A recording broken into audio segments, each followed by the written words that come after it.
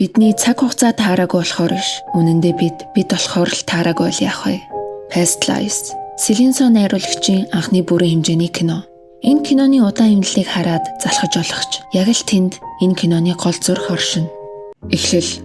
Тус киноны эхний сцен хөндлөнгийн point of view shot-оор эхлэх ба хоёр Аз нэг цагааны хамт байгаа гэж ажиглангаа хэн болцохоохыг нь таана. Эмэгтэй нь хоёр Азыг хосууд гэх бол эрэгтэй нүгүү байх гин. Энэ нь магадгүй тус киног үргэлжлүүлэн үзэх эмэгтэй эрэгтэй үзэгчдийн бодлыг төлөөлсөн байж болно. Хөндлөнгийн хоёр эцэстээ хэн гэдгийг нь мэдэх юм алга гэж хэлэхэд камер ойртсоор Аз эмэгтэй киноны дүрэн болох дөрөв дэх хааныг эвдэж камер руу харна. Энэ нь тухайн дүр өөрөө ч ямар харилцаатай гэдгийг мэдэхгүй байгааг илэрхийлж болно. Бага нас 24 жилийн өмнөх үйл явдал руу буцаж 12 настай Нора болон Хэсоныг бид харна. Нора бол хүссэнээ авч хүссэнээрээ амьдрахын тулд төрсөн нэгэн. Тэр дүнгээрээ нэгт жагсаж чадаагүйгээд дүүгийнх нь Америк нэр илүү таалагдж байна гэд Солонгос хүн Нобелийн шагнал авч байгаагүй гэд бүгдийг нь авахыг хүсдэг нэгэн. Хэсон бол даруухан эрэгтэйлэг дүр. Өмнө нь дандаа дүнгээр нь өөрийг нь тэргүүлж жагсдаг байсан охин. Ганц удаа өөрт нь ялагдаад зогсохгүй уйлахад түүнийг аргацаар дагдаг тийм л дүр. Их сургууль. 12 жил өнгөрч тэд дахин харилцдаг. Нора Хэсоны нэрийг нь санахгүй ээжээсээ асуудагч дараа нь Хэсонтой видео кал хийхэд тухайн үед болж исэн бүх нарийн деталуудаа санаж байдаг. Энэ нь Норагийн хувьд ч бас Хэсон чухал хүн байсан гэдгийг хэлж өгнө. Санахгүй мөртлөө санаж байдаг тэр хүн нь. Хэсон Норатай Facebook-аар холбогдоход баярлсан шинжгүй харагддагч. Ээж нь хамт хоол идэж байхдаа өнөөдөр яагаад юм баяртайгаа юм гэж асуудаг. Энэ асуултаар найруулагч бидэнд Хэсон баярлаж байгаа шүү гэдэг мэдээлэл өгч байна. Том хүн. Дахин 12 жил өнгөрч Хэсон Нью-Йоркод аялал нэртэй анхны хайраа харахаар ирнэ. Шагнал. 12 настай байх үед хүүхдүүд Норагаас яагаад Америк явж байгаа юм гэж асуухад Нора Нобелийн шагнал Солонгосон авч байгаагүй болохоор би Америкт очиж Нобелийн шагнал авна гэж хариулдаг. Харин оюутан байхдаа Хэсонтэй дахиад ярилцахад өөр шагнал авна гэдгээ хэлдэг. Дараа нь Нью-Йоркод Хэсон түүнээс дахин асуухад Нора бас л өөр шагнал авах зорилготой болсон гэдгээ инээн хэлдэг. 12 настай Хэсон Нораг үнэхээр шагнал авах мөрөөдлийнхөө төлөө л Америк явж байгаа гэж ойлгосон байж болно. 12 жилийн дараач 24 жилийн дараач түүнээс асуусаар байгаа нь хизээ нэг зорилгоо биелүүлж Солонгостой буцаад над дээр ирэх юм бол гэсэн гордлого сэтгэлийнх нь мухарт үрд үлдсэн өгөөсөхгүй. Оюутан байх үедээ Нора энэ харилцаа хэцүү байна. Америкт мөрөөдлөө биелүүлэхээр ирсэн хүн Солонгос явах билет хараад сууж байна гэж хэлэх нь Хэсон үргэлж Норагийн мөрөөдөл болон түүний бахтан өөрийнхөө оршихуй ард сүдэрлэгдэх нэгэн гэдгийг хэлж өгнө. Норад ер нь анхных нь хайр ирэхэд санаа амар уулзуулах арт тур шиг л эрэгтэй хүн яг тохирно. Газар орон 12 настай байхдаа Хэсон Нораг Америк явна гэдгийг мэдснийхэн дараа гэртээ харьдаг сцен байдаг. Нора шат өд өксөх бол Хэсоны зам тэмч өгсөн биш байна. Энэ нь тухайн дүүрийн хүсэл сонирхлын ялгаатай байдал болон цаашдын амьдралын ялгааг илэрхийлнэ.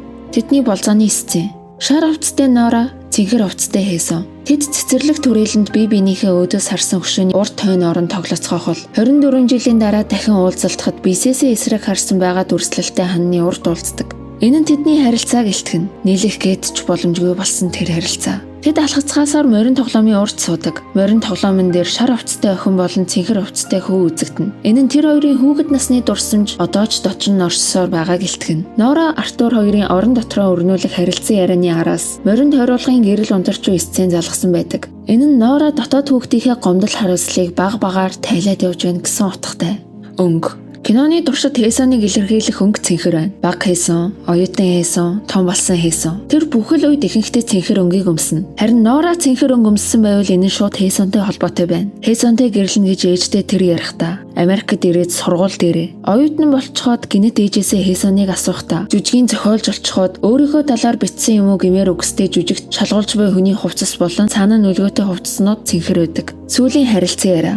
Энэ кинонд иньон буюу хувь тавилангийн тухай ярьдаг. Хэрвээ өнөөдөр ямар нэгэн байдлаар хэн нэгэнтэй шүргэлцэж хамт нэг ширээнд сууж аль эсвэл гудамжинд тааруул өмнөх насандаа ямар нэг байдлаар учирч байсан гэж үздэг. Хэрвээ ингэж санаандгүй тааралцсан өнгөрсөн амьдралын тохиолдол 8000 болвол тэд гэрэлдэг гэж кинон дээр хэлдэг. Нора Хэсон хоёр өөрсдийн харилцааг дүгнэхдээ бид энэ насандаа гэрлэхээр биш харин ч эсэргээрээ нэг ширээнд нөхөртэй чинь хамт ууд суухаар тавилантай гэдгээ ярьдаг. Харин өнгөрсөн амьдралдаа бид хэн байсан байж болох уу гэж ярилцахад Нора хоёулаа шуу байсан бах. Модон дээр суудаг, шуу гэж хэлдэг. Энэ кинонд хэрэггүй сцен гэж байхгүй. 12-т байх үед дөрүүдийн дотон харилцааг гаргахын тулд Нора Хэсоныг юу зурулмаар байна гэж асуун гарн дээр нь зурдаг сцен байдаг. Тэгэхэд Хэсон мод гэж хэлдэг. Норагийн зурсан модыг харахад яг үнэндээ өөртөө адилхан хоёр үсээ боочгсон хүнтэй төстэй харагдан зурчихсан байдаг. Шувуу ба мод. Шувуу орхиод нисдэг. Харин мод үндэстэй үлддэг. Киноны эхэнд ингэж модыг зурчхаад сүүлд нь ярьж байгаа харилцан яриаг харуул. Хэсон эхэндээ мод чиг үлдсэн бол модыг өөртөөгөө адилхан зурсан Нора Хэсоныг Нью-Йоркоос явахад үлдэх нэгэн нь болно. Салах ёс. 24 жилийн өмнөх гэсэн монтажид тэр хоёрын хамт байх сүүлийн сцен нь шатаар өксөд салаад явдаг. Харин 24 жилийн дараа дахиад гадаа салж буй сценд 12-той байх яг тэр үеийн хувцастайгаа тэр газраа дахиад шөнө уулзаж байгааг нь халтхан катлаад оруулсан байгаа нь харагддаг. Энэ нь дөрөв 24 жилийн өмнө баяртай гэдэг үгийг үзэгчид бидний мэдэхгүйгээр бие биедээ оройн нь дахиад уулзаж хэлсэн гэдгийг илтгэж байгаа.